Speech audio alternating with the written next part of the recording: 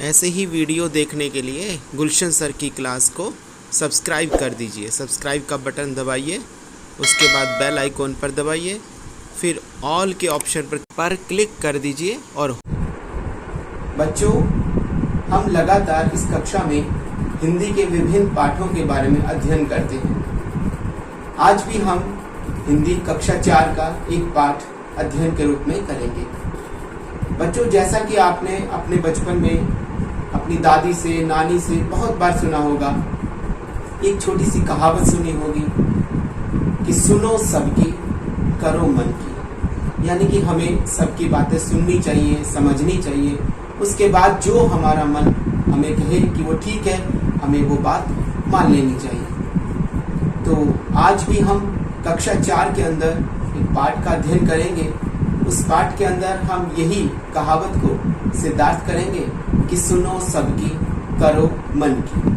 तो बच्चों, आज हम जो पाठ पढ़ेंगे, सुनो सबकी, करो मन की, इसमें जो कहानी है वो फूलपुर गांव की है। फूलपुर गांव के अंदर एक व्यापारी रहता था जिसका नाम था सुखराम। वो सुखराम व्यापारी बड़ा ही समझदार था और उसका एक बेटा था।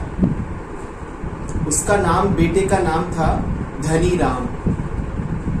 अब जो जो उसका बेटा बड़ा होने लगा, इकलौता बेटा था उसका वो, यानी कि एक ही बेटा। सुखराम ने सोचा कि अब मुझे अपने बेटे को व्यापार संबंधी ज्ञान देना चाहिए। वो बहुत समझदार था सुखराम। उसको पता था कि जब तक मैं इसे जिम्मेवारी नहीं दूंगा ये समझेगा नहीं। तो इसीलिए उसने अपने बेटे को एक दिन कहा, पहली बार उसने किसी काम पर भेजा। उसने उसको अनाज मंडी में भेजा। जानते हैं ना अनाज मंडी, जहाँ पर अनाज की खरीद और बिक्री होती है, उसे अनाज मंडी कहते हैं। अब उसके पिता ने, यानी कि क्या नाम था उसके पिता का? सुखराम। या सुखराम उसके पिता का नाम था। वो बहुत समझदार थे। उन्होंने अपने बेटे को समझाया कि बेटा, व्यापार के अंदर 2 पैसे का लाभ भी बहुत होता है। यानी कि लाभ छोटा हो कोई बात नहीं, वो भी बहुत होता है, लेकिन हानि नहीं हो, लाभ चाहे छोटा भी हो। इसीलिए भाव ताव करके, यानी कि सोच समझ करके अनाज को खरीदना। अब समझदार आदमी की सलाह सुनना, इसके पिता ने बताया कि कोई भी अगर समझदार आदमी तुम्हें मिलता है तो उसकी सलाह को सुनना, पर जो भी काम करना वो काम अपनी समझ से करना। तो ये बात उसके पिता ने क्यों समझाई? क्योंकि वो उसके मन में पहले से ही एक छाप छोड़ना चाहते थे कि बेटा, सबकी सलाह को सुनना, परंतु करना अपनी समझ से, अपने ज्ञान से, अपने मन से। तो उसके पिता ने उसको ऐसा समझाया और साथ में ये भी कहा कि दिन डूबने से पहले पहले आप घर पर आ जाना। तो अब धनीराम को क्योंकि एक काम मिल चुका था, इसीलिए धनीराम ने 2 खाली बोरे लिए और उसको लेकर के वह घर से चला। अनाज मंडी उसके घर से काफी दूर थी, इसीलिए अब उसने एक घोड़े की मदद ली और उसने एक घोड़ा लिया। घोड़े पर सवार होकर के वो सब्जी जो अनाज मंडी थी, उस अनाज मंडी की तरफ चला। लगभग उसको 1 घंटे का सफर जो तय करना पड़ा और 1 घंटे के पश्चात वो उस अनाज मंडी में पहुंच गया। अब वो पहली बार उस अनाज मंडी में आया था। उसने अनाज की बहुत सारी दुकानें देखी। अब अनाज मंडी में अनाज की इतनी सारी दुकानें देखने के बाद उसने अपने पिता की सीख को सोचा कि मेरे पिता ने मुझे समझाया था कि सोच समझ के सौदा करना। कई जगह उसने सौदा बात की, लेकिन बात बनी नहीं। और फिर एक जगह पर उसका सौदा जो है वो पूरा हो गया।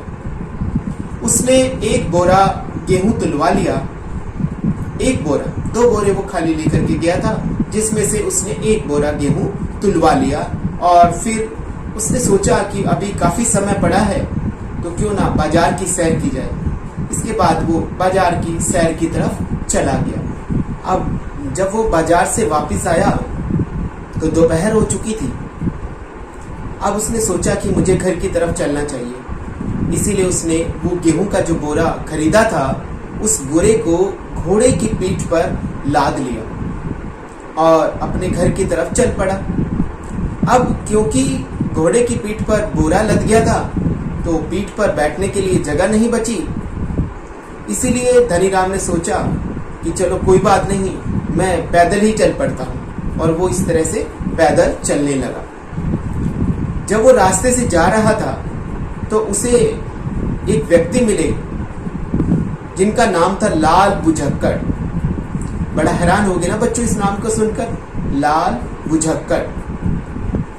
उनका नाम लाल बुझक्कड़ ऐसे नहीं था, उन्होंने सिर पर लाल पगड़ी बांधी हुई थी और अपने शिष्यों के साथ, अपने चेलों के साथ वो एक पेड़ के नीचे बैठे हुए थे। जैसे बाबा होते हैं ऐसे धोनी रमाए हुए वो अपने शिष्यों के साथ बैठे हुए थे। अब धनीराम को जैसे ही उन्होंने देखा वो हंसने लगे। अब धनीराम को तो बहुत गुस्सा आया कि मुझे देख करके हंस रहे हैं, ऐसी क्या बात है मेरे में जो मुझे देखकर हंस रहे हैं। तो धनीराम ने पूछा उनसे कि भाई तुम लोग मुझे देखकर हंस क्यों रहे हो। तो उनमें से एक शिष्य, उनका जो एक चेला था, वो बोला क्योंकि तुम मूर्ख हो इसीलिए हम तुम्हें देखकर हंस रहे हैं। मैं मूर्ख हूं? अब धनीराम ने सोचा कि ये मुझे मूर्ख क्यों कह रहा है। फिर उसने बोला कि तुम लोग मुझे मूर्ख क्यों कह रहे हो। ऐसा उसको गुस्सा भी बहुत आया धनीराम को, और ऐसा कह करके वो उससे लड़ने के लिए चल पड़ा। तो ठहरो ठहरो की आवाज आने लगी, मैं समझाता हूँ। एक और चेला आ गया और दूसरे वाले चेले ने धनीराम को समझाया कि भाई चुप हो जाओ, बात यह है कि जब तुम्हारे पास घोड़ा है ना। धनीराम ने कहा हाँ मेरे पास घोड़ा तो है। तो उसने कहा फिर तुम पैदल भी चल रहे हो। उसने कहा हाँ मैं पैदल चल रहा हूँ। तो वो चेला बोला फिर तुम मूर्ख तो हो ही, जब तुम्हारे पास घोड़ा है और तुम पैदल चल रहे हो तो तुम्हें मूर्खता वाली बात कर रहे हो ना, तो इसीलिए हमें हंसी आ गई। ये अजीब बात हो। लेकिन धनीराम बोला अरे तुम कुछ तो दया करो, देखो इस घोड़े की पीठ पर अनाज लदा है और अगर मैं भी इसके ऊपर बैठ जाऊंगा तो इस बेचारे घोड़े का क्या हाल होगा। तो अब उसने कहा, जैसे उसने ये बात कही तो धनीराम ने कहा भाई मैं बैठूं कैसे। तो उसने शिष्य ने कहा चलो ठीक है, इस बात का निपटारा जो है ना हमारे गुरुजी करेंगे। तो धनीराम ने कहा कौन है भाई गुरुजी तुम्हारे। तो चेलों ने कहा हमारे गुरुजी का नाम है लाल बुझक्कड़, आओ चलो उनसे पूछते हैं। अब वो सब के सब अपने गुरुजी के पास उनको ले गए। धनीराम को लाल बुझक्कड़ के पास गए, उन्होंने धनीराम की समस्या उनके सामने रख दी। तो लाल बुझक्कड़ ने जैसे ही उस बात को सुना, पहले तो वो बहुत गंभीर हो गए, जैसे पता नहीं कितनी मुश्किल बात हो, लेकिन फिर वो मुस्कुराने लगे। उन्होंने कहा इतनी छोटी सी बात, ओहो इसे तो मैं अभी हल कर देता हूँ। तो उन्होंने कहा चलो मैं इस समस्या का हल ढूंढ देता हूँ। लाल बुझक्कड़ बोले अच्छा बताओ धनीराम इस बोरे में है क्या। धनीराम बोला गुरुजी इसमें गेहूं है। तो उन्होंने कहा ठीक है तुम ऐसा करो, तुम्हारे पास एक बोरा और है। धनीराम ने कहा है। तो उन्होंने कहा इतने ही वजन के, जितने वजन का गेहूं है उस दूसरे बोरे में तुम पत्थर भर लो और घोड़े के पीठ के दोनों तरफ, एक तरफ अनाज और एक तरफ पत्थर को लटका दो, वजन दोनों तरफ बराबर हो जाएगा और फिर तुम घोड़े के ऊपर बैठ जाना और घोड़े के ऊपर बैठ कर आराम से चले जाना। तो चेलों ने भी कहा हाँ गुरुजी आपने बिल्कुल सही बताया, ये हुई ना अकल की बात। तो धनीराम ने सोचा भाई ये आदमी समझदार लगता है, इतने चेले हैं इसके, तो गुरु है ये इनका, तो इसकी बात तो माननी चाहिए। तो लाल बुझक्कड़ उसकी ऐसी बात कह करके और आगे की तरफ चले गए। अब धनीराम को उनकी बात सही लगी, इसीलिए उसने ऐसा ही किया, एक बोरे में पत्थर भर लिए और दूसरे में गेहूं था ही, उन दोनों को लटका करके और घोड़े पर बैठकर चल पड़ा। अब धनीराम को उनकी बात समझ में आ गई और उसने कहा ठीक है भाई घर बहुत दूर है तो मैं घोड़े पर बैठकर ही जाऊंगा, और इस तरह वो घोड़े पर चढ़ गया। अब घोड़े के ऊपर इतना वजन लग गया कि जैसे ही थोड़ी दूर चला घोड़ा जो है गिर पड़ा। घोड़े के गिरते ही साथ में धनीराम भी गिर गया। अब जैसे ही वो गिरे तो आसपास कुछ लोग थे, उन्होंने फटाफट से जो है धनीराम को उठाया, घोड़े को उठाया और उन्होंने उससे पूछा, भाई चोट तो नहीं लगी है? उसने कहा, नहीं मुझे चोट तो नहीं लगी है। अब उन्होंने घोड़े को देखा कि घोड़ा इतना वजन भी कैसे नहीं उठा पा रहा। फिर उन्होंने बोरों को देखा, उन्होंने देखा कि एक बोरे में तो पत्थर लदे हुए थे। अब जब इतने पत्थर उस बोरे में भरे देखे उन्होंने, तो वे धनीराम को डांटने लगे। उन्होंने कहा कि तुम्हें इस जीव पर दया नहीं आती? धनीराम बोला, क्या हुआ भाई, मुझे तो घोड़ा बहुत प्यारा है। उसने कहा कि तुम इतना वजन लादकर इस घोड़े पर बैठकर चल रहे थे, तुम्हें जरा भी दया नहीं आई? तुम लोग मुझे मूर्ख कह रहे हो? धनीराम बोला, हैरान हो गया फिर से कि ये भी मुझे मूर्ख कह रहे हैं। तो लोगों ने कहा, हाँ तुम मूर्ख ही तो हो, बोरे में पत्थर कौन भरता? अब धनीराम बोला कि भाई मैंने ऐसे ही नहीं भरे, मैंने तो गेहूं के वजन के बराबर पत्थर इसीलिए इस बोरे में भरे थे ताकि घोड़े को तकलीफ ना हो। एक तरफ गेहूं हो जाए और दूसरी तरफ पत्थर हो जाए। और ऐसा मेरे को लाल बुझक्कड़ जी ने कहा था। अब लोगों ने जैसे ही लाल बुझक्कड़ का नाम सुना, उन्होंने कहा, वो मूर्ख तुम्हें कहाँ मिल गया? उन्होंने कहा, ये तो बड़ा मूर्ख है लाल बुझक्कड़, तुम उसकी बातों में आ गए। धनीराम ने सोचा कि वो तो बड़ा समझदार लग रहा था और लोग उसे मूर्ख कह रहे हैं। तो लोगों ने उसे बताया कि वो एक मूर्ख है जो ऐसे ही लोगों को गलत सलाह देता है। अब धनीराम ने सोचा कि यार मैं तो मूर्ख बन गया हूँ और ये लोग बड़े सियाने लग रहे हैं, और उन्होंने उसकी बात को मान लिया। अब धनीराम को लोगों ने समझाया कि अगर तुम अकल से काम लेते, हमारे पास कितने बोरे थे? 2। तुम एक बोरे का अनाज 2 बोरों में आधा आधा कर देते और वो दोनों बोरे आधे आधे एक तरफ लटका देते और बीच में तुम बैठ जाते। धनीराम को उनकी बात समझ आ गई। अब धनीराम ने ऐसा ही किया, दोनों बोरों में आधा आधा अनाज कर लिया और घोड़े पर बैठ करके चलने लगा। घोड़ा तो आराम से सरपट दौड़ने लगा। शाम होने से पहले वो घर भी पहुंच गया और वो मन में सोच रहा था कि बड़े बुजुर्ग की बात बिल्कुल सही कही गई कि सुनो सबकी, करो मन की। यानी कि सबकी सलाह तो जरूर सुनो, लेकिन अपने दिमाग से काम लो। तब से धनीराम ने बात को गांठ बांध लिया कि मैं करूंगा तो अपने मन की, जो सही होगा वही करूंगा, समझ से काम लूंगा, लेकिन सुनूंगा सबकी।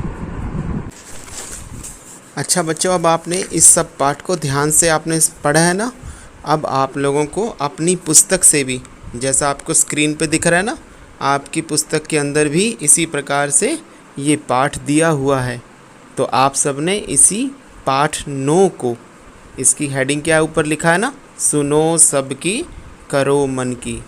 आपने इस सब को धीरे धीरे पढ़ना है। जैसे मैं आपको एक उदाहरण स्वरूप थोड़ा सा पढ़ के दिखाता हूँ, आपने इसे धीरे धीरे पढ़ना है। फूलपुर गांव में सुखराम नाम का व्यापारी रहता था। धनीराम उसका इकलौता बेटा था।